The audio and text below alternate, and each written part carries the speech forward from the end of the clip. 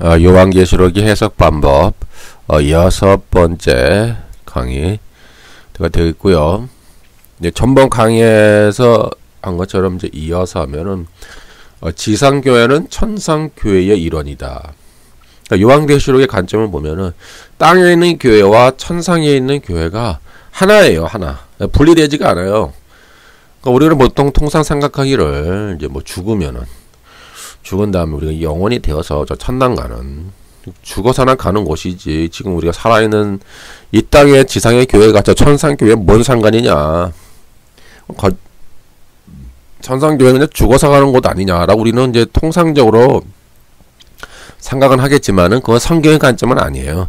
그 성경의 관점을 보면은 특히 히브리서 저번에 강의 한번 했잖아요. 12장 22절에 보면은 너희가 이룬 곳은 시온산과 살아계신 하나님의 도성인 하늘의 예루살렘과 천만 천사와 하늘에 기록된 장자들의 모임과 교회와 만민의 심판자이신 하나님과 온전케 된 의인의 영들과 이렇게 됨으로써 너희가 이룬 곳은 저 천상에 있는 천상교회라는 거예요. 하늘의 시온산을 말하는 거예요. 저 팔레스틴에 있는 시온산이 아니에요. 팔레스틴에 있는 시온산이 아니라고요. 이 땅에 있는 시온산, 이 땅에 있는 팔레스틴은 더 이상 의미가 없어요. 성경에 나오는 시온산은 하늘에 있는 시온산이에요. 그 하늘에는 뭐가 있어요? 시온산이 있고 하늘에는 뭐가 있어요? 예루살렘이 있잖아요. 하늘의 예루살렘. 천만 천사가 있는 그 장자들의 모임이 있고 온전케 된 의인의 영들이 있는 그곳이 바로 천상교회란 말이에요. 그곳에 너희가 지금 이르렀다. 이거는 현재 완료 시제예요. 프로셀렐 리다테. 헬러 프로셀렐 리다테의 완료 시제예요. 완료. 너희는 지금 이미 도달했다는 거예요. 너희는 뭐 죽어서 사후 뭐 내세 천당? 그딴 게 아니라고요. 뭐 내세 천당 죽으면 가는 거? 그딴 성경의 그 요한계시록에 등장하지도 않아요. 그래서 영어 성경 여러분들 읽으셔야 된다는 얘기가 뭐냐면 영어 성경에는 그 시제가 잘 나와 있단 말이에요. 영어 성경에 보니까 you have come to 나오잖아요. 완료 시제로. 너는 이미 도달했다. to Mount Zion, to the heavenly Jerusalem, the city of the living God. 이렇게 나오잖아요. 이러한 관점에 요한계시록에 나온다고 그랬죠. 그래서 요한계시록에 나오는 14만 4천이 있잖아요. 이단들이 주장하는 뭐 자기네가 14만 4천이야. 그딴 식의 그런 말에 속을 필요도 없고, 그딴 주장하는 것도 웃긴 얘기고, 이 문자적으로 믿는 사람들 많이 있잖아요. 그러니까 성경을 볼 때요, 문자적으로 볼 때는 문자적으로 보고, 메타포로 볼 때는 메타포로 봐야 돼요. 근데 이게 인간들이 메타포로 볼 거는 문자적으로 보고, 문자적으로 볼 거는 또 메타포로 보는 거. 거꾸로 성경을 보니까는 전부 다 엉터리가 나오는 거야. 2단도 나왔다가 3단도 나왔다가 2주장 뭐 이런 주장 저런 주장 별놈의 이 지구상에 요한계시록을 해석하는 그 쓰레기 같은 온갖 잡쓰레기들이 많이 있지 않습니까? 이게 뭐냐면은 문자는 문자적으로 보고요. 메타포는 메타포로 봐야 돼요. 이거를 막 거꾸로 보니까는 뒤죽박죽이 되는 거야. 뒤죽박죽. 이것도 아니고 저것도 아니고. 그러니까 14만 4천은 메타포죠. 이건 메타포예요. 근데 7장에 요한계시록 7장 4절에 14만 4천이 나오잖아요. 14만 4천은요. 특히 요한계시록의 입장에서 14만 4천은요. 순교하고 고난당하는 교회를 말하는 거예요. 특별히. 그 이기는 자. 그 개념이 같은 거니까 목배임을 당하고 말씀을 증거하면서 목배임을 당하고 짐승의 이름에 경배하지 아니하고 짐승의 이름과 싸우는 그 이기는 자 나오잖아요. 그것이 14만 4천이에요. 특별히 그런 의미가 강해요. 그러니까 요한계시록 전체 문맥은 뭐냐면 고난당하는 교회예요. 여러분들 그걸 이해를 하셔야 돼. 고난당하는 교회가 14만 4천이고 고난을 당하지만 그들이 배도하지 않잖아요. 배도하지 않고 순교한 분도 있고 또 100% 다 순교하는 건 아니에요. 물론 많은 분들이 순교를 했죠. 그리고 또 그 가운데 고난당하면서 핍박당하면서 쫓겨다니면서 어렵게 사시는 분이 있는 거예요. 그분들도 순교의 제물이에요. 크게 보면은 고난당하는 성도도 순교의 제물이란 말이에요. 고난당하면서 어렵게 살고 있으니까. 그들은 그 살아있는 순교죠. 비록 목숨은 죽지는 않았지만은 그들은 이 세상과 단절이 되어서 이 세상 속에서 말씀을 증거하며 그 수많은 고난과 고통 속에 그들 살아가고 있어요. 얼마나 힘들겠습니까?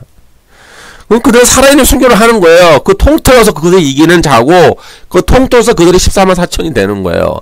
나중에 이제 따로 14만 4천을 강의할 때가 있어요. 그때 가서 또 자세히 강의를 할게요.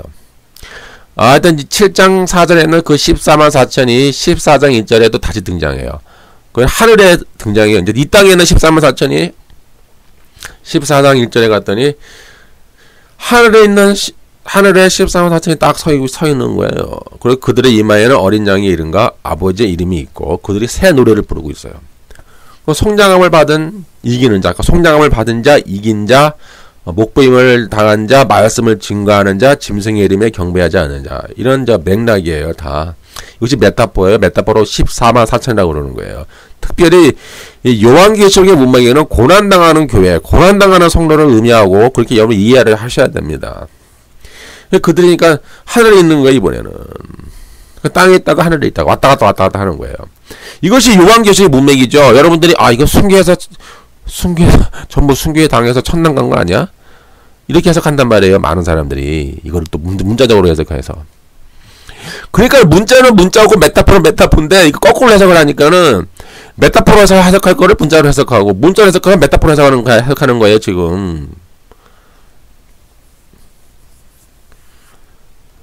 지금 14만 4천이 땅에도 있다가 하늘에도 있다 왔다 갔다 하잖아요. 그래서 다 순교해서 물론 많은 자가 순교를 당했어요.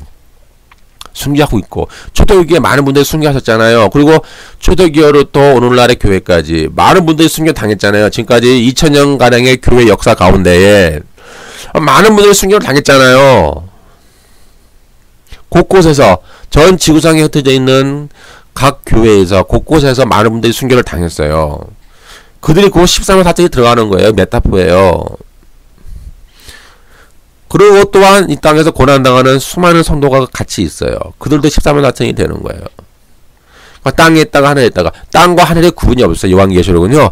땅과 하늘의 구분이 없고 때문에 요한계시록 20장에 나오는 20장 4절에 나오는 그 천년 통치 나오잖아요. 그것도 마찬가지예요. 이제 그때 가서 이따가 또 자세히 설명을 드릴게요.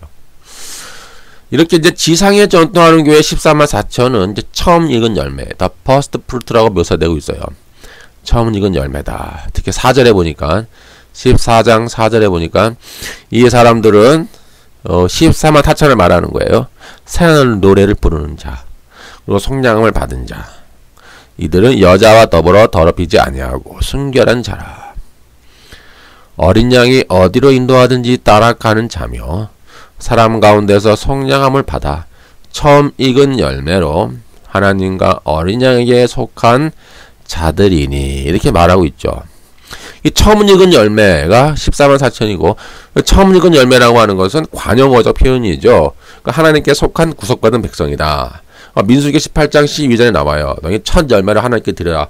이 첫 열매라고 하는 것은 하나님의 것이니 하나님께 드려라고 하는 관용어적 표현이죠. 그러니까 14만 4천은 하나님께 드리는 하나님의 살아있는 제물이에요.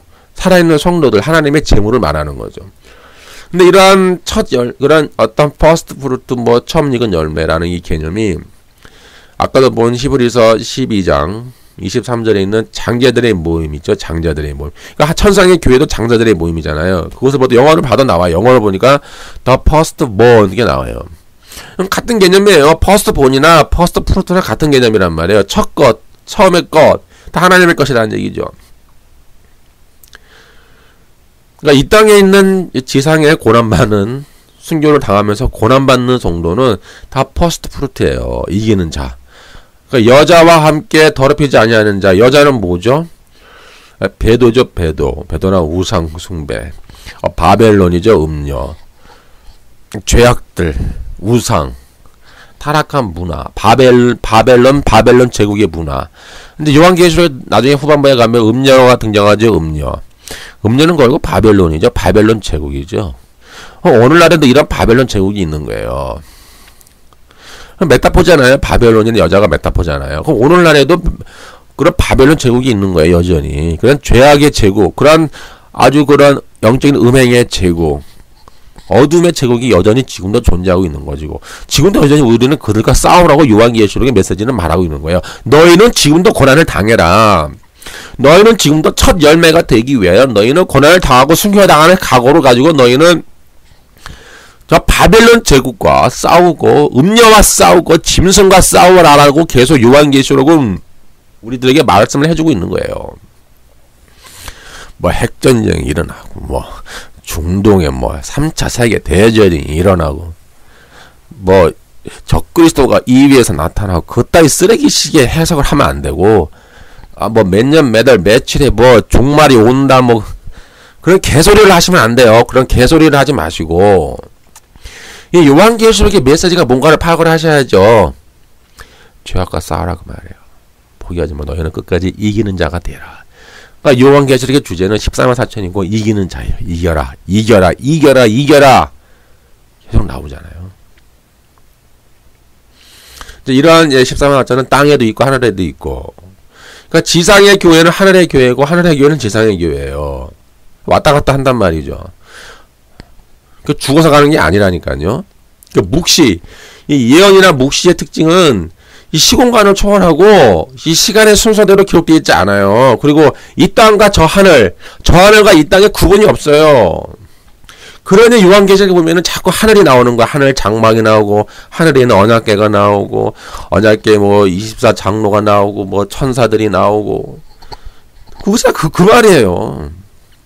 지금 이 땅의 교회와 하늘의 교회는 하나로 연결되어 있다라는 것을 보여주고 있는 거야. 요한계시록은 너희가 뭐 죽으면 가는 천당? 사후 천당? 물론 우리가 죽으면 천당 가죠. 그거 부인하는 겁니까? 그건 아니지만은 이 땅의 교회와 저 하늘의 교회로 분리되지 않고 저 연결되어 있다라고 하는 것은 계속 지금 이 요한계시록을 보여주고 있는 거예요. 여러분들 요한계시록 해석할 때 그냥 큰 틀을 가지고 해석을 해야 된다라고 제가 지금 강조하고 있는 겁니다. 그렇게 이제 지상에 전투하는 교회 14만 4천은 그 짐승과 그 우상과 그 이름의 수를 이기고 벗어난 자들이에요. 이게 중요한 거예요. 이기고 벗어난 게 그것이 아주 중요한 핵심 포인트예요. 그런데 요한계시록 3장 5절에 보니까 이기는 자가 흰옷을 입어요. 흰옷은 아무나 주는 게 아니라 이기는 그 자에게만 흰옷을 줘요. 그런데 천상의 교회를 상징하는 능히 살 수 없는 큰 무리가 흰옷을 입고 있어요. 그리고 손에 종려가지를 들고 있죠. 이 종려가지와 흰옷은 하나의 메타포예요. 흰옷과 종려가지는 이들이 승리한 교회임을 나타내는 하나의 메타포란 말이에요. 예. 숨겨당하는 교회, 고난당하는 교회를 상징하는 거예요. 지금 그들은 이미 짐승의 이름을 이기고 있는 거예요. 그래서 그들이 흰옷을 입고 있고 그들은 살 수 없는 큰 무리가 되는 것이고 그들은 종려나무 가지를 들고 있는 거예요. 메타포죠. 어떤 사람은 뭐 14만 4천과 능히 살 수 없는 큰 무리, 흰옷을 입은 큰 무리가 다르다라고 해석하잖아요. 같은 거예요. 같은 거. 같은 개념을 같은 거를 동일한 거를 이렇게 다른 어떤 그림으로 묘사를 하고 있는 거예요. 여러분들이 어떤 하나의 사진을 찍잖아요. 사진을 찍으면은 정면에서 찍고 옆면에서 찍고 위에서 찍고 또 밑에서 찍고 그러면 그런 어떤 다양한 앵글 카메라 각도라고 해야 될까요? 비유를 들자면 그러니까 이기는 자, 고난당하는 교회, 순교하는 교회, 그 짐승과 싸워서 이기는 교회를 14만 4천이라고도 하고 또는 흰옷을 입은 능히 설 수 없는 큰 무리라고도 묘사하고 있는 거예요. 그러니까 다른 거에 아니라 같은 개념이에요. 메타포라고 메타포. 이 메타포를 이해 못하니까는 자꾸 이 사람들이 이것도 문자적으로 해석해가지고 14만 4천은 누구고 아무개 다 달라요. 뭐 이단들은 자기라고 주장하고 뭐 세대주의자들은 뭐 유대인이라고 해석하고 또 뭐 흰옷을 입은 살 수 없는 큰 무리는 또 아무개 뭐 누구라 분리시켜서 해석하잖아요. 그러니까 이거 문자적으로 해석하니까는 그 잘못 보는 거야. 이건 메타포인데 같은 개념이에요. 같은 거. 이들의 특징은 뭐예요? 큰 환란에서 나오는 자들이에요. 큰 환란에서 나오는 자들인데 어린 양의 피에 그 옷을 씻어 희게 한 순교자들이 말해요. 계시록 7장 14절. 그러니까 순교 당한 자도 있고 고난 당하는 자도 있고 고난 당하는 자도 살아있는 순교의 제물인 거예요. 살아있는 순교의 제물. 그들은 살아서 순교의 제물을 그들 자신을 드리는 거예요. 고난 당하면서 그 극심한 고통 속에 말로 표현할 수 없는 그 외로움과 고통 속에 그들은 살아가면서 싸우고 있는 것이고, 또한 그렇게 싸우면서 또 죽어가는 순교하는 성도도 있는 것이고, 그들 다 합쳐서 순교의 제물로 보는 거예요. 성경은 특별히 구분하지는 않아요. 이 말은 이제 결국 이 지상에 전투하는 교회 14만 4천은 이미 십자가 위에서 죽은 자들이에요. 우리는 이미 십자가 위에서 죽었잖아요. 예수님과 함께. 그것을 말하는 거야. 너희는 이미 십자가 위에서 예수님과 함께 죽었다. 그리고 너희는 이미 십자가 위에서 주님과 함께 부활하였다. 너희는 지금 부활의 생명으로 살면서 지금 저 바벨론 제국과 음녀와 짐승과 싸우고는 이기는 중이다. 너희는 지금도 순교당하고 있고, 너희는 또한 고난당하면서 살아있는 순교의 제물로 지금 드리고 있는 중이다. 이렇게 이제 순교적 자세를 가지고 싸우는 교회지만, 또 요 부활의 생명 가운데 있기 때문에 그들은 순교한 천성의 교회를 상징하는 흰옷을 입은 능히 셀 수 없는 큰 무리와 다르지 않은 거예요. 이 땅의 교회와 천상의 교회는 하나가 되는 거, 하나 연결되어 있어요. 그리고 현재와 미래가 공존하고, 현재가 미래가 되고 미래가 현재가 되는 거예요. 섞여 있어요. 요한계시록. 그리고 이 땅의 지상의 교회와 천상의 교회가 하나로 연결되어 있고요. 이 지상에 전투하는 교회는 하늘에 승리하는 교회를 투영하는 거예요. 이미와 아직의 긴장한 관계가 이렇게 있는 거예요. 15장 2절, 내가 또 보니 불이 섞인 유리바다 같은 것이 있고, 짐승과 그의 우상과 그의 이름의 수를 이기고 벗어난 자들이 유리바닷가에 서서 하나님의 검은 고를 가지고. 3장 5절, 나오잖아요. 이기는 자. 이기는 자가 14만 4천이에요. 이기는 자. 이기는 자는 이와 같이 흰 옷을 입을 것이요. 이거 나오잖아요. 흰 옷을 입는 거예요. 내가 그의 이름을 생명책에서 결코 지우지 아니하고 그 이름을 내 아버지 앞과 그의 천사들 앞에서 시인하리라. 7장 9절, 이 일 위에 내가 보니 각 나라와 족속과 백성과 방언에서 아무도 능히 살 수 없는 큰 무리가 나와 흰 옷을 입고 손에 종려 가지를 들고 보좌와 어린 양 앞에 서서. 이들은 다 순교당한 건 아니에요. 물론 그 중에 순교하신 분들도 있죠. 즉 이처럼 그들은 이기는 자예요. 흰 옷을 입었다는 것은 아까 말했잖아요. 이기는 자란 말이죠. 그들은 이미 이겼어요. 싸우고 있는 거예요. 지금 또 싸우고 있는 거예요. 순교당하면서 또 고난당하면서 그들은 살아있는 순교의 제물로 드리고 있는 가운데 있는 거예요. 그들은 결코 짐승 앞에 굴복하지 않았어요. 그들은 결국 배도하지 않았어요. 그들은 말씀을 증가하며 복음을 증가하며 그들은 지금도 싸우고 있는 중이에요. 그들은 지금 이제 천상에 있는 거예요. 그들은 이 땅의 지상교회가 결국 천상의 교회와 천상에 있는 능히 셀 수 없는 큰 무리와 같은 모습으로 투영되고 있는 거예요. 바로 지상의 교회와 이런 것은 이제 바로 이 지상의 교회는 지상의 교회와 이런 신자의 정체성을 말해주고 있어요. 이 지상의 교회나 신자는 이미 순교한 자라는 자세. 우리는 이미 십자가 안에서 십자가 통해서 이미 그리스도와 함께 죽었잖아요. 과거에. 이런 순교적 자세를 가지고 이 세상에서 편안히 안주하자. 안주를 하지 말아라. 그게 번영의 신앙이 사탄의 신앙이라니까요. 요한계시록은요. 특히 번영이라는 말이 나올 수가 없어요. 이들 지금 고난당하고 있잖아. 지금 죽기까지 싸우는 교회거든요. 그러니까 싸우면서 하는 개념이 통치의 개념이에요. 이게 이제 편안하게 이 세상에서 안주하려고 하지 말고 우상과 싸우고 죄악과 세상의 이 바빌론 제국이라고 하는 메타포죠. 이런 바빌론 제국과 싸우는 거예요. 우리는 계속. 지금도 살아있는 거예요. 바빌론 제국. 이런 가치관과 세계관과 우리는 치열한 투쟁을 해야 된다고 지금 요한계시록은 오늘날 살아있는 우리들에게 말하고 있는 거예요. 이것이 하나의 통치의 방식이죠. 뭐 번영의 통치? 그딴 건 없어요. 이 로마서나 갈라디아서나 요한계시록이나 신화 전체의 문맥을 보면 너희는 고난 당하라 이 말이야. 영광은 나중에 영광을 얻을 것이다. 너희는 지금 고난을 당해야 된다. 요한복음을 보세요. 16장. 너희는 고난을 당할 것이요. 그러나 너희는 혼자 있지 아니하리라. 내가 너희를 위해 내가 보혜사 성령을 보내주리라. 그가 너에게 진리를 증거하게 하실 것이고 그가 너희에게 내가 너희에 가르친 모든 말씀을 기억나게 해줄 것이고 그 보혜사 성령이 너희와 함께 계셔서 너희가 그 악과 싸울 때에 너희가 복음을 증거하면서 고난을 당할 때 너희와 늘 함께 계실 것이다 라고 이미 요한복음 16장에도 기록되어 있어요. 그게 전체 성령의 문맥이란 말이에요. 번영의 통치, 잘 먹고 잘 사는 거, 만사형통, 높은 자리에 올라가는 거, 고지론, 맨날 성공하는 거, 그런 통치의 방식은 성경에 존재하지 않아요.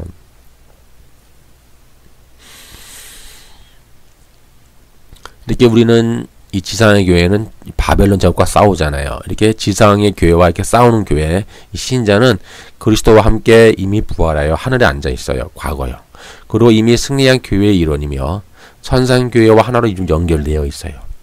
때문에 어떠한 고난의 환경 속에서도 우리가 항상 기뻐할 수 있는 거예요. 이거 무슨 말이냐면은 요한계시록의 메시지는 이거예요. 너희는 지금 고난 당하고 있지. 너희는 지금 하늘을 봐.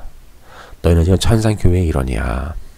하늘을 봐. 온전케 된 의인의 영들이 있지. 하늘을 봐.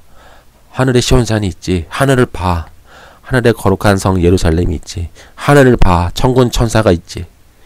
너희는 그 천상 교회의 일원이야. 너는 지금 천상의 교회 하늘에 너희는 서 있는 거야. 너희는 고난과 싸워 이겨. 그 메시지예요. 결론은. 이것을 이해를 잘 하셔야 요한계시록 이해가 되는 거예요. 이것을 이해를 못하면은 자꾸 헛소리를 하는 겁니다. 뭐 점산천반, 후 3년 반, 핵전쟁, 뭐 미사일 날라와, 중동 3차 세계대전, 이후에 적그리스도의 등장, 음모론, 뭐 프리메이슨, 음모론, 뭐 그따위 식의 헛소리를 하는 거예요. 뭐 베리칩. 그따위 쓰레기 같은 소설을 쓰지 말고요. 정말 여러분들이, 특히 세대주의자 여러분들은 이 요한계시록이 뭘 말하는지 그 본질을 잡아야지. 본질을. 지금 무슨 얘기냐면은 너희는 지금 고난당하고 있지. 싸워. 포기하지 마. 바벨론 제국이. 그 당시에 초대교회 바벨론 제국은 지금도 있는 거예요. 메타포잖아요. 음료 지금도 있어요. 자본주의가 무슨 자본주의입니까? 바알 자본주의죠. 바벨론 자본주의 아닙니까? 계급사회. 부의 독점. 인간의 상품화하고, 인간의 영혼을 사고팔고 하잖아요, 지금. 돈이면 다 되잖아요. 바벨론 제국이에요. 섹스, 탐욕, 쾌락, 소유, 이생의 자랑, 육신의 정욕, 안목의 정욕들. 그게 다 바벨론 제국이에요. 그것과 싸우라는 얘기가 요한계시록은 싸워라, 이겨라. 순교하는 마음을 가지고 싸우라는 얘기예요. 결국은. 그러면 너희는 흰 옷을 입을 것이다. 너희는 그러면 저 천상교회의 일원이다. 넌 천상교회의 일원이다. 힘을 얻어라. 위로를 가져라. 하늘을 봐라. 하늘 봐. 너는 지금 하늘 천상교회에 올라가 있는 거야. 그 말 하는 거예요, 지금. 그것이 요한계시록 전체 문맥이에요. 싸워라. 싸우고 순교하잖아요. 순교하고 또 죽고 잡혀가고 고문당하고 사자의 밥이 되고 목이 잘려지고 말이죠. 예? 배가 잘려서 창자가 다 흘러나오고 엄마 아빠 다 분리되고 아이들 다 잡혀가서 죽고 엄마 아빠 잡혀가서 죽고 다 죽는 다음에 잡혀가서 순교당하고 또 나머지 성도는 또 피신하고 도망가고 모든 재산 다 뺏기고 모든 집 다 뺏기고 저 산속에 들어가서 산속에 구멍을 파서 산속에서 살아가면서 그곳에서 신앙생활 하면서 산과 땅 속에 지하를 파서 그곳에서 그들은 신앙생활 하면서 그들은 믿음을 지키는 거예요. 그것이 14만 4천이고 그들이 흰옷을 입은 능히 셀 수 없는 큰 무리고 이 땅의 그런 지상의 교회는 저 천상에 있는 교회와 연결되어 있는 거예요. 너희는 싸워라. 포기하지 마. 하늘을 봐. 그 말하는 거예요. 너 하늘을 봐. 너 이제 하늘 예배, 너 하늘에 지금 서 있잖아. 너 하늘의 시온산에 서 있잖아. 너 하늘의 예루살렘 상에 서 있잖아. 하늘을 봐. 그러니 이 땅에서 고난을 당해도 참고 싸워. 이겨. 제국과 싸워. 바벨론 제국과 싸워. 그 말 하는 거예요. 이것이 핵심이고요. 이렇게 싸워야 우리가 진정한 참 성전으로 지어져 가는 거예요. 저 예루살렘 땅에 있는 AD 70년에 하나님이 강도의 속을 사탄의 보좌죠. 사탄의 보좌인 예루살렘 성전을 하나님이 황폐화시켜 버렸어요. 다시는 제3의 성전 안 지어요. 그딴 거 필요 없다는 얘기죠. 그럼 새로운 성전을 지어요. 누구죠? 하나님의 백성, 고난당하는 성도, 고난당하는 교회. 그러니까 요한계시록 입장에서는 고난당하고 순교당하는 그 교회를 통하여서 하나님이 참 성전, 하나님이 거하시는 그런 참 성전을 하나님은 지어져가는 거예요. 주님의 재림할 때까지. 결국은 뭐예요? 요한계시록 21장에 등장하는 새 예루살렘 성이 되는 거죠. 어린 양의 아내, 그리스도의 신부. 누구예요? 어린 양의 아내! 그리스도의 신부가 누구냐고요? 하나님의 백성 아니에요. 저 팔레스틴에 세워질 앞으로 제3의 성전이 아니란 말이죠. 인간의 손으로 지은 동물제사, 피해제사, 인간의 건물 필요 없다는 얘기죠. 의미가 없는 거예요, 더 이상.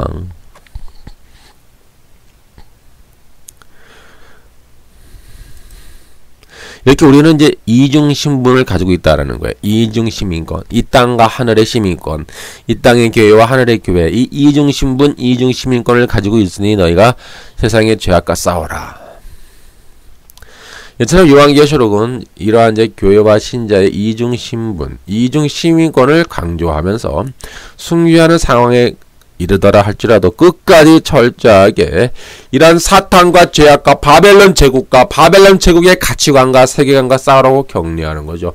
이 당시에 이 바벨론이 제국이 주는 팍스 로마가 주는 이 평화에 안주하지 말라는 거예요.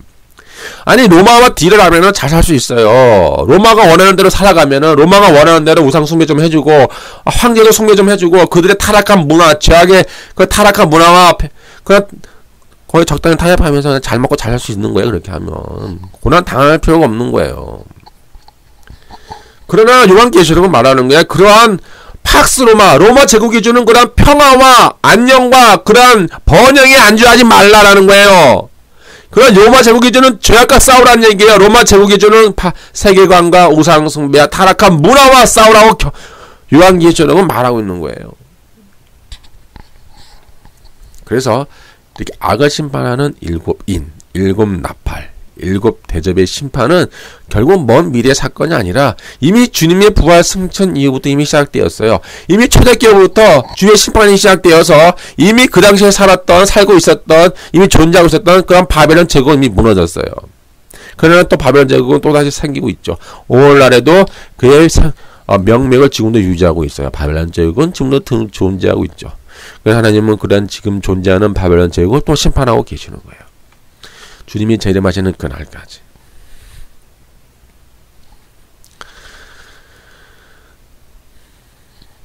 교회는 지금 사탄과 싸우고 있어요. 초대교회 사도 요한의 시점부터 지금까지 우리는 싸우고 있는 거예요. 계속적으로 우리는 사탄과 싸우고 있고 바벨론 제국과 싸우고 있어요. 치열한 복음의 증거를 통해 오고 있는 주의 왕권 1장 17절에 있는 그 말씀 에르게타이 He is coming with cloud 오고 있는 주의 왕권 그리고 주의 통치와 다스림을 우리는 복음을 증거를 통하여 우리는 확장하고 있죠. 이것이 통치의 방식이에요. 이것이 우리가 이 세상에 참여하는 왕이며 제사장으로서의 왕 노릇을 하는 통치의 방식이다 이 말이에요. 그리고 이러한 이중 신분은 엄청난 결과를 가지고 오는데 결국 이 천년 통치, 천년 왕국이 아니라 천년 통치죠. 이 천년 통치도 하나의 메타포예요. 메타포. 이걸 문자로 해석하면 안 되죠. 천년이 아니에요. 메타포란 말이 메타포. 천년 통치. 주님과 함께하는 천년 통치는 먼 미래에 주님이 재림한 이후의 사건으로 보지 않아요. 요한계시록 때문에 그들은 지금 이미 이 땅에 일어나고 있는 것으로 보는 거예요. 천년 통치가. 어떤 방식으로요? 순교 당하는 상황에서도 끝까지 복음을 전하면서 말씀을 전하면서 바벨론 제국과 싸우는 방식으로 그러한 통치의 방식으로 그들은 통치에 참여하고 있는 거예요. 이 땅에서 이미. 그거를 천년 통치라고 그러는 거예요. 예? 번영의 통치. 인류가 발전하고 과학이 발전하고 문화가 발전하고 그런 번영을 통하여서 통치하는 게 아니라 바벨론 제국과 짐승과 음녀와 싸우는, 고난을 당하면서까지, 순교를 당하면서까지 싸우는 방식의 통치라 이 말이에요. 그것이 천년의 통치를 말하는 거예요. 그리고 그 끝에는 이제 백마를 타고 주님이 또 재림하시죠. 이것도 메타포예요. 아, 주님이 진짜 뭐 하얀 말 타고 오시는가 보네. 아니, 문자로 보고 메타포로 보세요 좀. 그 날카로운 검으로 짐승과 거짓 선지자를 사로잡고 유황불못에 던지죠. 그런데 유황불못은 이제 백보자 심판 이후에 나오는 둘째 사망이죠. 그럼 마지막 심판이에요. 20장에 나오는. 그리고 1000년 동안 절박당한 사탄도 이제 1000년이 끝나고 유황불못에 던져지죠. 다시 반복하지만 이렇게 유황불못이 나오는데, 이것은 백보자 심판 이후에 오는 둘째 사망이고 마지막 심판이기 때문에 뭐 두 번, 세 번 반복되지 않아요. 두 번. 백보자 심판, 뭐 유황불못이 두 번, 세 번, 네 번, 다섯 번 반복되는 게 아니라 한 번이잖아요. 한 번. 한 번의 마지막 심판이어야 되는데, 근데 여러분이 성경을 보니까 이 19장 20절, 20장 10절, 20장 14절 세 번이 나와요. 이 세 번의 구절에서 이 백보자, 이 세 번의 심판에서 이 둘째 사망의 심판인 이 유황불못의 심판이 나와요. 게헨나. 무슨 말 하는 걸까요? 그리고 이게 요한계시록은 시간의 순서로 쓰여진 것이 아니라는 얘기예요. 만약에 시간의 순서로 쓰여졌다고 믿는 사람들은 그럼 19장 20절, 20장 10절, 20장 14절에 이러한 세 번의 유황불못이 세 번 일어나야 돼요. 그럼 마지막 심판이 아니죠. 한번 읽어볼까요? 19장 20절. 짐승이 잡히고 그 앞에서 표적을 행하던 거짓 선지자도 함께 잡혔으니 이는 짐승의 표를 받고 그의 우상에게 경배하던 자들을 표적으로 미혹하던 자라. 이 둘이 산채로 유황불 붙는 못에 던져지고 나오잖아요. 유황불 붙는 못. 이것이 마지막 둘째 사망의 심판이에요. 둘째 사망이란 말이에요. 유황불못. 19장 20절에 한 번 있죠. 그 짐승과 거짓 선지자가 잡혀서 들어가죠. 또 20장 10절에도 있어요.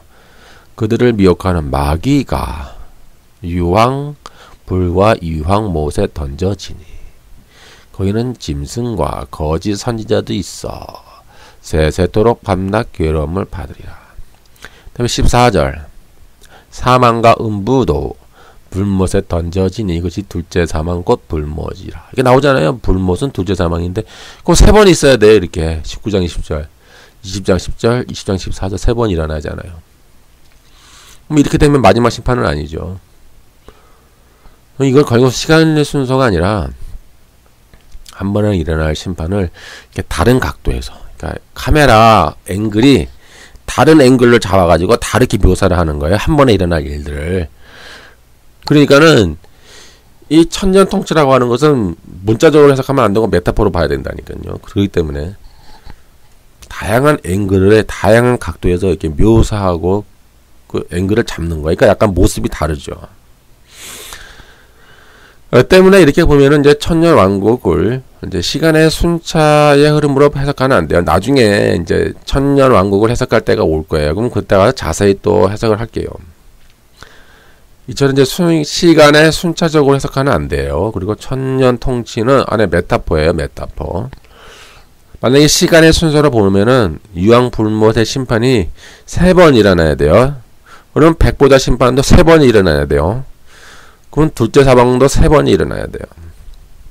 따라서 이러한 천년 왕국은 이제 시간의 순차적 흐름에서는 제외돼야 되고 하나의 메타포로 봐야 돼요. 메타포고 이것은 이제 1장 7절에서 아까 제가 강조한 것처럼 시작되고 오고 있는 주의 왕권, 그의 킹덤, 그의 바실레이아가 즉 오순절 성령 강림 사건 이후부터 시작되었는데 그의 주의 재림 때까지의 상징적인 기간이 즉 결국 천년 통치다라고 보는 거예요. 그리고 통치의 방식은 말씀을 증거하고 복음을 전하면서 바벨론과 짐승과 우상과 음녀와 싸우는 거예요. 고난을 당하면서 순교를 당하면서까지 싸우는 방식으로 통치가 이루어지는 거예요.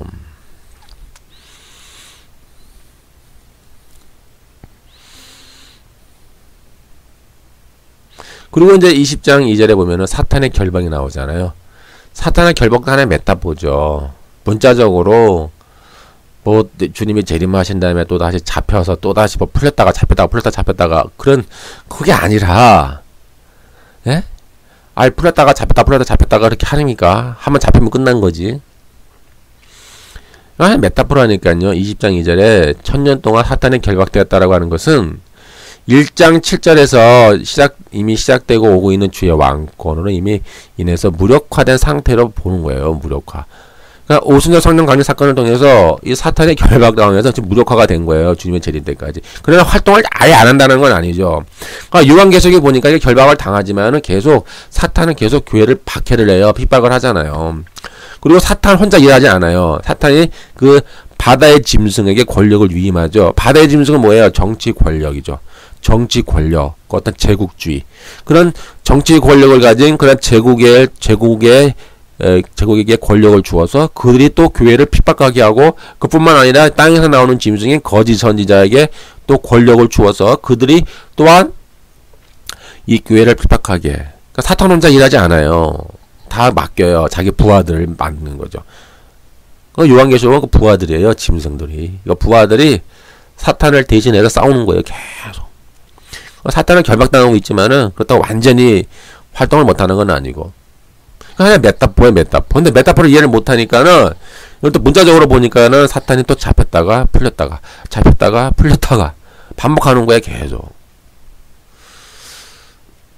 요한복음 16장 11절 심판에 대하여라 함은 이 세상 임금이 심판을 받았습니다. 사도요한의 관점에서 세상 임금인 사탄은 이미 심판을 받았어요. 언제부터요? 주님이 오실 때부터 이미. 그리고 본격적으로는 오순절 성령 강림.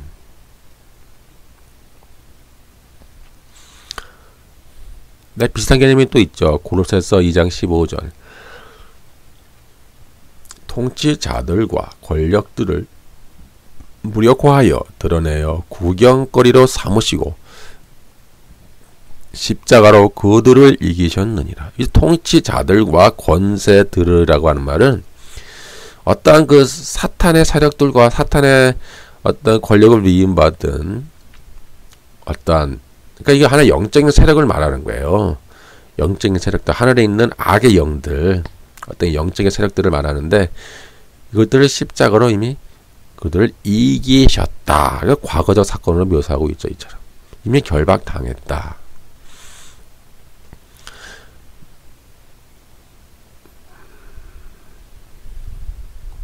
그러면 이제 이 천년 통치를 누가 한단 말인가? 중요한 관점이죠. 아까는 말한 것처럼 예수의 증거와 하나님의 말씀을 인하여 목배임을 받은 자들의 영혼들은 그리고 흰옷을 입은 능히 셀 수 없는 큰 무리이며 하나의 동일한 개념이에요. 결국 이들은 천상에 승리한 교회죠. 이들은 짐승과 그 우상에게 경배하지도 아니하고 이마와 손에 그의 표를 받지도 아니한 자들이에요. 그러니까 순교한 자들이면서 또한 이 세상에서 고난당하고 있는 순교의 제물로 살아서 순교의 제물로 바쳐지고 있는 고난당하고 있는 교회를 말하는 거예요. 그들이 결국 14만 4천이죠. 이렇게 지상에서 전투하는 교회 14만 4천은 그리스도 안에서 이미 죽은 자예요. 이미 죽었잖아요. 과거에 우리 십자가 안에서 못 박혀 죽었잖아요. 그리고 현재 영적 싸움에서 계속 순교하고 있어요. 또 살아있는 순교의 제물로 드려지고 있어요. 이들은 순교한 흰옷을 입은 능히 셀 수 없는 큰 무리이며 하늘에 또한 승리한 교회예요. 근데 이러한 모습이 많이 나타나는데 이제 11장 11절에도 보면은 3일 반 후에 하나님께로부터 생기, 그러니까 푸뉴마 조회입니다. 푸뉴마 조회, 생기가 그들 속에 들어가매 그들이 발로 일어서니 구경하는 자들이 크게 두려워하더라. 이것은 이제 순교당하는 교회예요. 그 사탄에 의해서 순교를 당했어요. 그러나 생기가 들어가죠. 푸뉴마 조회가. 마치 그 에스겔에 등장하는 그런 것처럼 그 상기가 푸뉴마 조회가 들어가서 다시 그들이 살아나요. 죽음을 당하지 않아요. 이것이 안에 교회를 모습을 당하는 거예요. 고난당하고 순교를 당하고 있는 교회인데 메타포에 이것은 교회를 순교당하고 고난당하고 있지만 그들은 결코 멸망당하지 않는 거예요. 계속 존재하고 있는 게 교회는 계속 새로 상기가 나요. 교회를 파멸시키기 위해서 교회를 멸절시키기 위해서 사탄은 집요하게 지배한 방식으로 고난과 순교를 그들을 순교를 시키지만 계속 다시 생겨나요. 다시 살아나죠. 다시 살아나요. 끊임없이 다시 교회가 생겨나죠. 고난을 당하면서도 다시 교회가 생겨나요. 때문에 죽지는 않는 거예요. 그래서 3일 반 후에 다시 푸뉴마 조회가 그들 속에 들어가 다시 살아난다고 하는 메타포가 등장하는 거예요. 같은 개념으로 12장 11절 또 우리 형제들이 어린 양의 피와 자기들의 증언하는 말씀으로써 그를 이겼으니 나오죠. 이겼으니 그들은 죽기까지 자기들의 생명을 아끼지 아니하고 이러한 방식으로 통치를 하는 거고 이러한 방식으로 그들은 승리를 하는 거예요. 이처럼 지상에 순교하는 교회는 살아서 이제 20장 4절을 한번 봐야 돼. 해석을 한번 해야 되는데 20장 4절 내가 보자들을 보니 거기에 앉은 자들이 있어 심판하는 권세를 받았더라. 심판은 크리마죠. 심판하는 권세를 받았더라. 디도미 부정과거 이 받았다는 얘기예요. 디도미 부정과거 이미 받았다. 내가 보니 예수를 증언함과 하나님의 말씀 때문에 목배임을 당한 자들의 영혼들 푸시케입니다. 푸시케 영혼들과 또 짐승과 그의 우상에게 경배하지 아니하고 그들의 이마와 손에 표를 받지 아니한 자들이 살아서 좌우입니다. 좌우. 이것도 부정과거입니다. 이미 살았다는 얘기예요. 앞으로 살 것이다가 아니라 그들은 이미 살았다. 자꾸 제가 시제를 말하는 것은 시제가 주는 의미가 또 있기 때문에 시제를 자꾸 말하는 거예요. 그리스도와 더불어 1000년 동안 왕노릇하니 이거 바실 유언데 이것도 부정과거예요. 이미 1000년 동안 왕노릇했다. 그 뜻입니다. 그러니까 보면은 여기 보면은 지상에 순교하는 교회는 또 고난당하는 교회에 같이 포함하는 거예요. 못뱀을 당한 영혼 푸시케도 이 영혼이라는 말만 있는 게 아니에요. 그러니까 어떤 영과 육이 분리된 영혼, 소울. 영어에는 물론 소울로 방향이 되어 있지만 푸시케는 목숨, 마음, 생명체, 호흡 이런 뜻이 있어요. 그리고 그런 푸시케 영혼들이 있는데 그 푸시케인데 이건 목숨과 마음, 생명체가 더 번역이 나은 것 같아. 저는 차라리 생명체 이렇게 살아있는 그들 이렇게 차라리 푸시케를 번역했으면 좋을 뻔했는데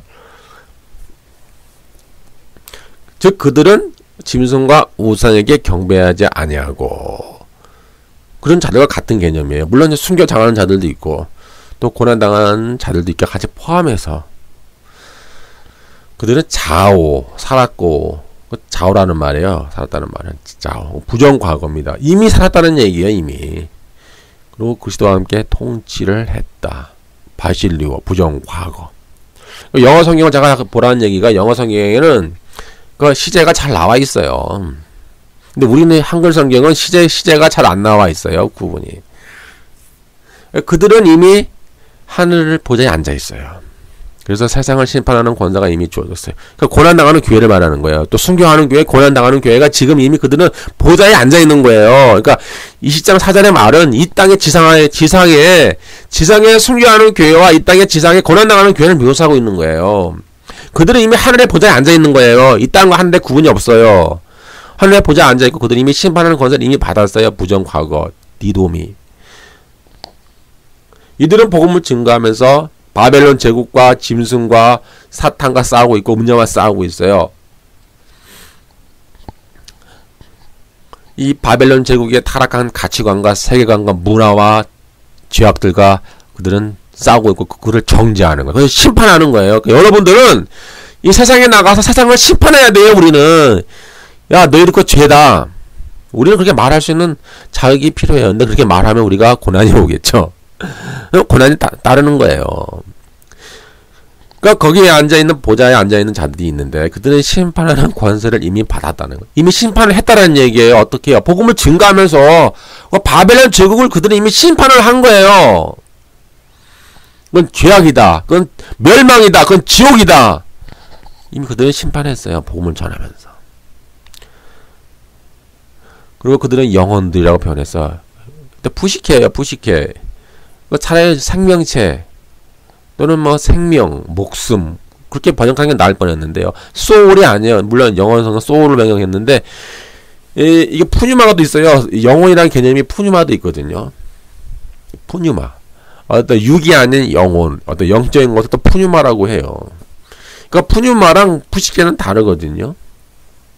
근데 문맥에 따라 약간 달라요. 또 근데 문맥에 따라 다른데 이 요한계시록의 문맥에는 이 목배임을 당해서 뭐 영혼과 육체가 뭐 분리되어서 하늘에 있는 뭐 그런 어떤 영혼들, 어떤 영적인 생명들만 말하는 게 아니에요.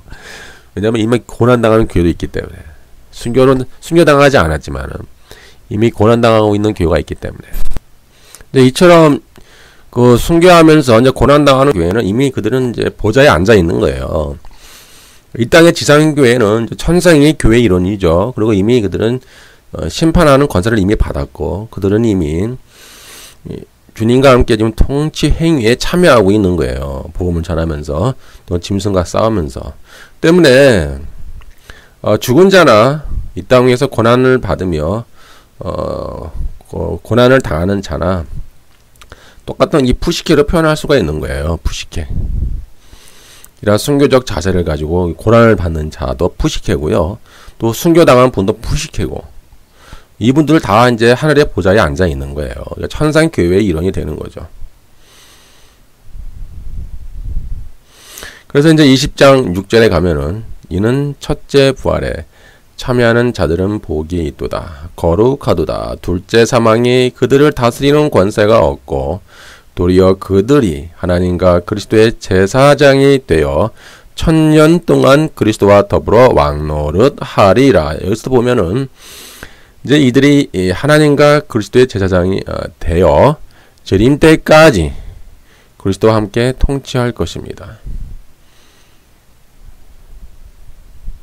이미 시작한 통치는 이미 그들은 통치를 시작했어요. 주님과 함께. 그들은 이미 왕이면서 제사장이에요. 그들은 이미 통치를 시작했죠. 4절에서 왕노릇은 이미 사도 요한의 시점부터 이미 시작되었고 6절은 이제 주님의 재림 때까지 미래까지 지속적으로 진행이 된다는 의미죠. 그래서 이제 미래 시절로 여기는 쓰여져 있어요.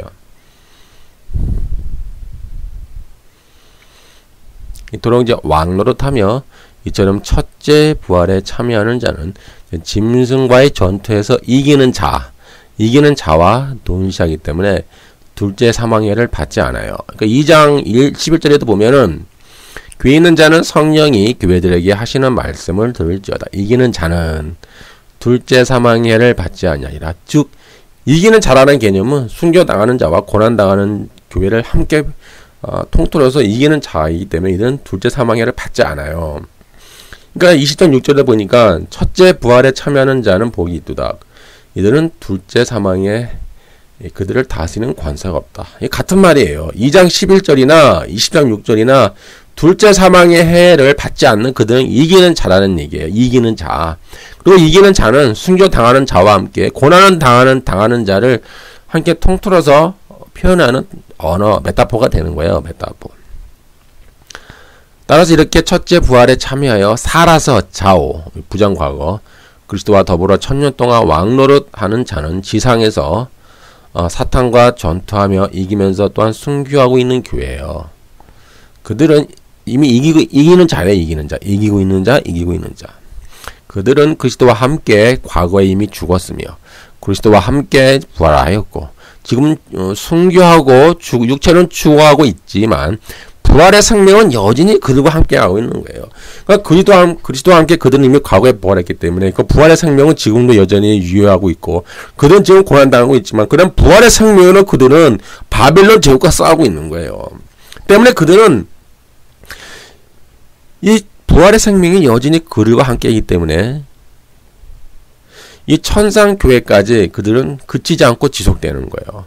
그러니까 이 땅에서의 부활의 생명이나 그들이 순교해서 저 천당에 가거나 그들의 그 부활의 생명은 단절되지 않고 이제 지속되는 것이죠. 그래서 하나님의 존전에 그들은 살아서 거하는 거예요. 때문에 이러한 부활의 생명이 첫째 부활인 거예요. 이 첫째 부활이라고 하는 것은 즉 이 땅에서 이 그리스도와 함께 부활의 생명으로 살아가고 있는 고난받는 교회, 고난당하는 교회에게 주어진 그런 부활의 생명이라고 우리는 보아야 됩니다. 이러한 부활의 생명은 너무나 강력해서 둘째 사망이 그들을 다스릴 수가 없는 거예요. 그래서 지상에 전투하는 교회는 이미 나라와 제사장들이며 그들은 이미 살아서 그리스도와 더불어 이 땅에서 이미 그들은 왕노릇을 하고 있는 거예요. 그 주님이 재림하실 때까지 지속적으로.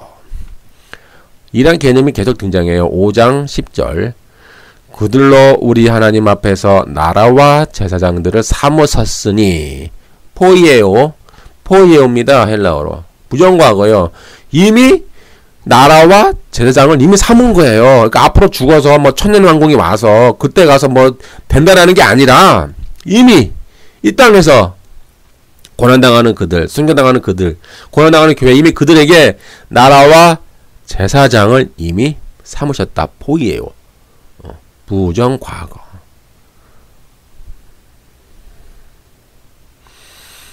이런 개념이 또 11장 15절에 등장하죠. 일곱째 천사가 나팔을 불매 하늘의 큰 음성들이 나서 이르되 세상 나라가 우리 주와 그의 그리스도의 나라가 되어 그가 세세토록 왕노릇 하시리로다. 여기도 보면은 세상 나라가 우리 주와 그의 그리스도의 나라가 되었다. 이게 에게논토예요. 에게논토. 부정 과거형이에요.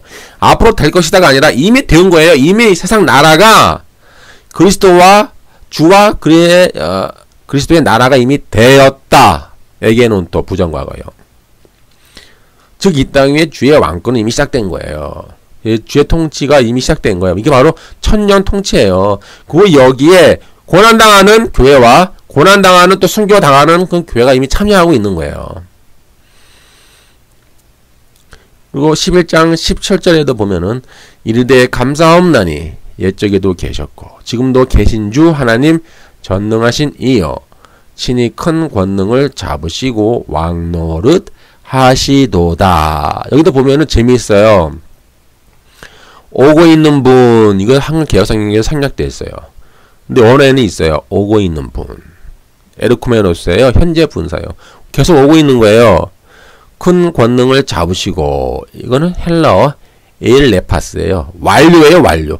이미 큰 권능을 잡았다 그 말이에요. 이미 하나님께서 이 세상을 다릴 수 있는 주권을 이미 소유하고 있다. 이미 큰 권능을 잡으셨다. 그리고 왕노릇 하시도다의 에바실루사스는 현재형이에요. 지금 왕노릇 하고 계신다는 얘기예요. 지금 그러니까 이러한 통치에 그러니까 주님은 계속 이러한 통치를 이미 실현하고 있고 이런 통치가 이미 시작됐어요. 1장 7절부터 주의 통치는 천년 통치는 이미 시작된 거예요. 그리고 여기에 고난당하는 교회와 순교당하는 교회는 계속 참여하고 있는 거예요. 때문에 계속 이제 이어서 보면은 이 지상에 살고 있는 신자와 교회는 이미 죽은 자예요. 그리스도 안에서. 때문에 우리는 자신을 순교의 제물로 드리는 그런 순교적 자세로 살면서 또 이 세속의 가치관, 이 바벨론 제국과 이 바벨론 제국의 가치관과 문화와 죄악과 그것을 우리가 싸우면서 그곳에 거룩하게 만들어야 돼요. 그것을 제사장의 역할이죠. 그리고 이런 바벨론 제국 안에 하나님의 말씀과 또 하나님 나라의 가치를 또 복음의 교훈을 이식해서 그곳에 하나님의 왕권을 세우는 거예요. 그것을 우리는 왕 같은 제사장, 또 왕 노릇이라고 그러죠. 그곳에 우리가 왕권을 세워서 우리가 왕의 역할을 하는 거예요. 이렇게 하기 위해서는 우리가 성령의 능력으로 우리가 무장해야 되고, 이 바벨론 제국의 죄악과 우리는 늘 싸우는 거예요. 그것이 요한계시록에서 말씀하고 있는 고난당하는 교회고 순교하는 교회예요. 이렇게 이제 그들은 이 땅에서 그리스도와 함께 이렇게 다스린다라고 표현하는 것은 그 주체가 그리스도이고, 그 그리스도의 통치에 이미 1장 7절에 오고 있는 주의 왕권, 오고 있는 주의 통치에 실현되고 있는 이러한 그리스도의 통치에 이런 지상에 전도하는 교회가 함께 참여하는 방식으로 그 통치가 이루어지고 있는 거예요. 때문에 신자들이 왕 노릇하며 그 통치하는 방식은 뭐 복음 증거와 아울러 이 정치, 경제, 사회, 문화 가운데 뿌리박혀 있는 이런 바벨론 제국의 어떤 세속적 가치관, 이 짐승과 음녀, 이런 어떤 타락한 문화와 우상 숭배와 이런 죄악들, 예를 들면은 뭐 탐욕, 사치, 방탕, 정치 권력, 경제 권력의 추구, 인간의 상품화, 비인간적 경쟁 구도, 인간의 분쟁과 분열, 지역 분열, 또 세대 분열, 가치관의 분열 등, 또 사회의 인간의 계급화, 사회의 계급화, 또 부의 독점, 또 부패 커넥션, 검은 거래, 또 지하 경제, 이상의 자랑, 안목의 정욕, 육신의 정욕, 이런 것들이 모두 음녀예요. 음녀고 바벨론 제국이고 짐승이라 이 말이에요. 아니 메타포예요. 성경에 등장하는 바벨론, 음녀, 짐승, 여전히 지금도 존재하고 있고, 앞으로 주님이 재림하실 때 더 이런 바벨론과 음녀의 세력이 더 강해지겠죠. 더 강해진단 말이에요. 그것들을 우리는 싸우고, 그것들과 우리는 투쟁하며, 그것들을 우리는 결박해야 돼요. 그리고 그러한 바벨론 제국을 우리는 추방하면서 그곳을 우리는 거룩하게 해야 돼요. 이것이 바로 제사장의 역할이죠. 그리고 그곳에 하나님 나라의 가치관인 사랑, 긍휼, 자비, 섬김, 나눔, 협동, 자족, 경건, 구원, 생명, 하늘의 구원, 십자가, 이러한 하늘의 가치와 목적을 그곳에 우리가 이식하고 실현하는 거예요. 이것이 왕의 역할이죠. 그것이 우리가 그리스도와 함께 지금 우리가 천년 통치에 참여하는 방식이에요. 이것을 이해를 못하면은 자꾸 뭐 주의 재림 후에 뭐 문자적으로 해석을 해가지고 뭐 천년 통치, 그러니까 천년 통치가 됐는데 나중에 왜 또 문제가 일어나서 왜 또 곡화 마곡 전쟁이 일어나야 돼요? 그러니까 이 이상하게 해석하는 분들은 그래요. 천년 통치가 너무 행복하니까, 너무 행복하니까 너무 무료하다, 너무 지루하다. 그래서 다시 사탄이 틈을 타서 그들이 막 배반한다, 서로 다시 싸워서 죄악을 저질른다, 뭐 그렇게 해석하는 사람들이 많은 거예요. 그러니 이 스토리가 얼마나 웃깁니까? 그러니까 이게 문자적으로 천년 통치를 해석을 하면은, 왜 갑자기 나중에 왜 사탄이 풀려나고, 왜 다시 그들이 그 안에 문제가 생기고, 왜 또 전쟁이 일어나고, 그런 것이 자꾸 이해가 안 되는 거예요. 왜일까요? 메타포니까. 그러니까 메타포를 문자적으로 해석하니까는 말이 안 맞잖아요. 그러니까 이상한 해석이 많이 나오는 거예요, 지금. 그러니까 천년 통치도 메타포예요. 메타포란 말이에요. 이것은 이제 성도가 뭐 높은 자리에 올라가서, 높은 직급에 올라가서, 높은 계급에 올라가서, 이 고지론의 주장처럼 누군가를 뭐 지배하는 형식으로 왕의 통치가 이루어지는 게 아니에요. 오늘 이런 식으로 가진 자들이 많다고요. 많단 말입니다. 어떤 번영신학 쪽에서, 이 신사도 운동이나 이 번영신학 쪽에서 뭐 고지론 높은 데 올라가서, 우리가 뭐 높은 자리에 올라가서, 높은 직급과 권력의 자리에 올라가서 우리가 뭐 통치하는 방식이 왕노릇이다라고 착각을 하는데, 전혀 그런 방식은 성경에 등장하지도 않고요. 특히 요한계시록에는 그런 개념 자체가 아예 없어요.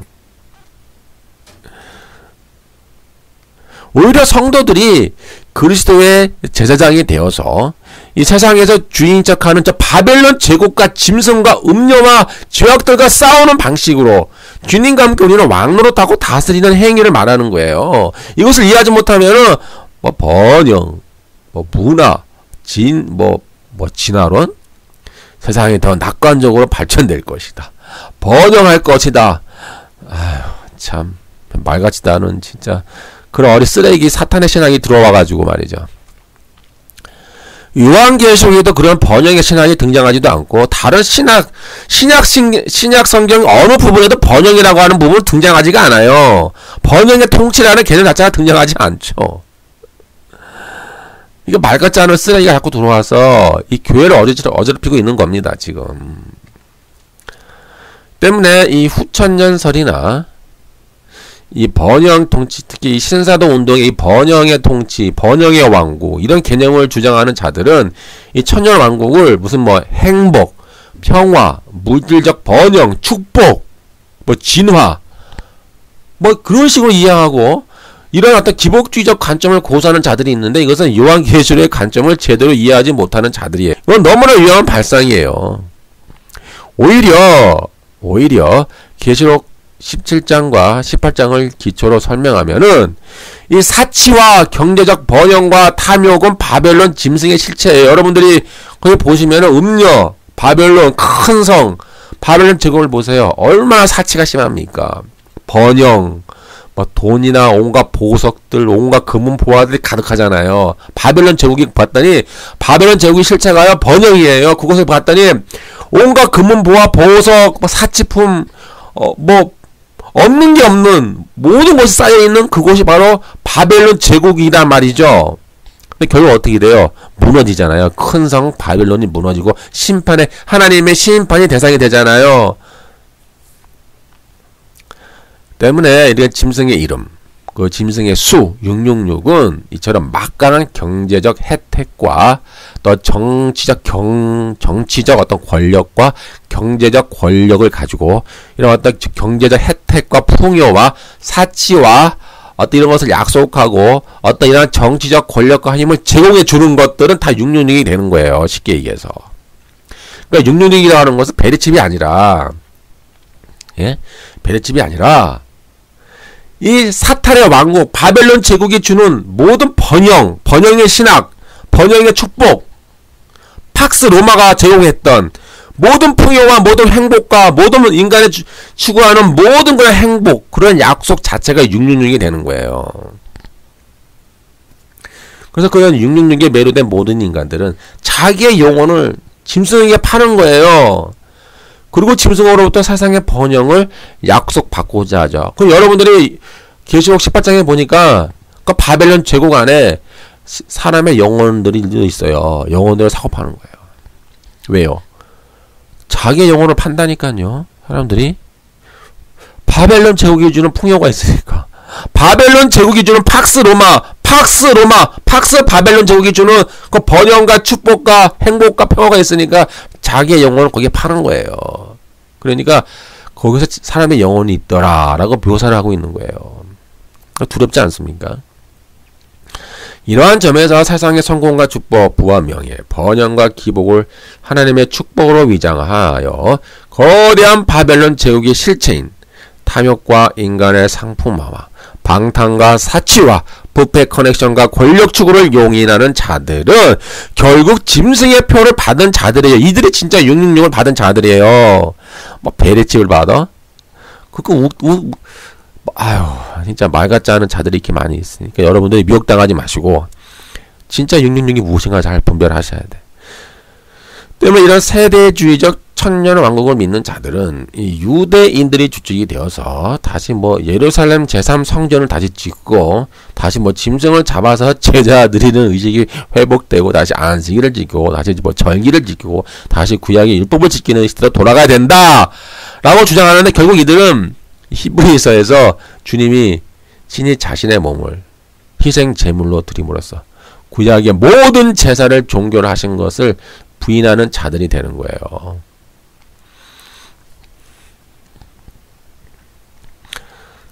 위험한 사상이에요. 예? 반면 성경적인 천년 왕국은 환난과 고난의 기간이에요. 요한계시록이 말하는 게 그거예요. 환난과 고난의 기간이다. 순교하는 상황에서까지 순교자적 자세를 가지고 세상 이 바벨론 제국의 이 죄악과 타락과 가치관과 세계관과 이런 문화들을 너희는 심판해라. 그리고 말씀을 증거하면서 그 악한 죄악들을 정죄해라 그 말이에요. 세상의 죄악들을 가만히 보고 눈 감고 넘어가지 말라 이 말이죠. 또 동화되지도 말아라. 동화되지도 말고 거기에 물들지도 말고 거기에 침묵하지도 말아라. 세상의 바벨론 조국의 타락과 죄악들을 너희는 정죄하고 심판하라라고 주님이 우리에게 오늘날 명령하고 있는 거예요. 그리고 그곳에 하나님 나라의 가치와 목적을 우리가 전하는 거예요. 그리고 그곳에 하나님의 통치와 다스림을 우리가 실현하는 거예요. 그것이 천년 통치의 방식이에요. 이걸 잘 이해를 하셔야지. 이해를 못하니까는, 이 메타포를 이해 못하니까는 문자적으로 해석해서 천년왕국이 너무 행복해서 너무 행복하다 보니까 나중에 또 타락해서 죄를 지어서 고가 마곡의 전쟁이 일어났어. 그렇게 해석하는 거 말이 안 맞잖아요. 웃기는 넌센스가 되죠. 인간이 너무 행복해가지고요, 무료하니까. 너무 자상 행복하니까 인간이 또 죄를 짓는데요. 그래서 고가 마오 전쟁이 일어나서 또 한 번 전쟁이 일어난대요. 아, 이게 말 같지 않은 소리를 하고 있습니까? 이게. 그러니까 문자적으로 해석하니까 이게 해석이 안 되는 거예요. 이건 메타포란 말이에요, 메타포.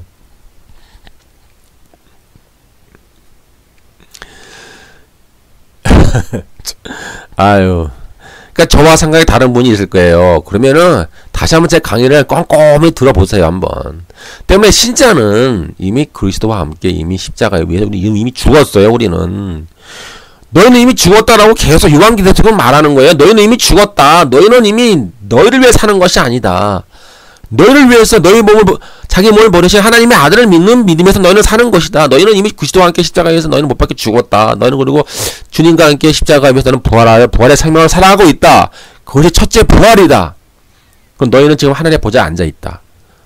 20장 4절에 있는 말처럼 고난당하는 교회, 순교당하는 교회는 이미 하늘 보좌에 앉아 있고 그들은 이미 통치에 참여하고 있다는 것을 지금 말해주고 있는 거예요.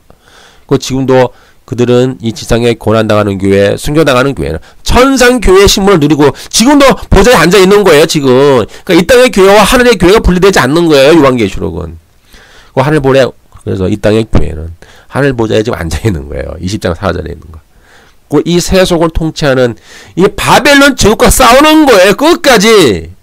그리고 그곳에 하나님 나라와 하나님 통치와 하나님의 다스림을 확장해 나가고 있는 거예요. 그래서 천년 왕국은 이렇게 신자들이 이 땅에서 왕과 제사장의 자기 정체성을 가지고 이 세상에 안주하여 이 세상에 주는 평화와 행복과 번영을 추구하지 말고 오직 하늘의 가치만 따르고 추구하라고 우리에게 말씀해주고 있는 거예요. 그것이 요한계시록의 메시지라는 얘기죠. 신자는 천년 왕국 동안에 이 현재 천년 왕국 동안에 살려고 순교를 당해요. 그 번영의 통치가 아니란 말이에요. 순교를 당해요. 고난을 당해요. 그러나 세상을 이겨요. 그리스도를 붙잡고 세상을 이기고 짐승을 이기고 바벨론을 이겨요. 음녀를 이긴단 말이에요.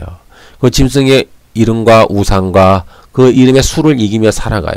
그러면서 마침내 하나님의 진정한 참 성전, 하나님이 거하시는 진정한 참 성전으로 완성되어 가는 거예요. 그것이 하늘에서 내려오는 거룩한 성 예루살렘이 되는 거예요. 하나님은 저 AD 70년에 저 강도의 속을 부패와 타락과 사탄의 보좌가 되었던 저 예루살렘 성을 하나님은 다 황폐로 만들어버렸어요. 다시는 하나님의 성전을 짓지 않아요. 그 대체합니다.